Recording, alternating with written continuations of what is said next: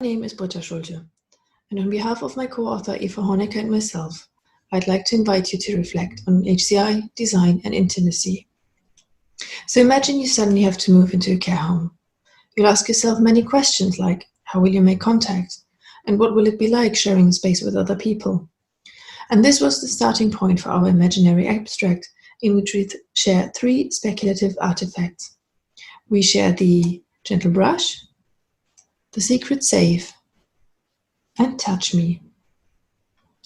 And through these devices, we invite the community to expand our shared understanding of what intimacy can be. We pose the question of who do we consider to be intimate partners? In what context we expect intimacy to take place? And what types of expression of intimacy we consider valid? For more information, please have a look into the paper or get in touch. Thank you very much.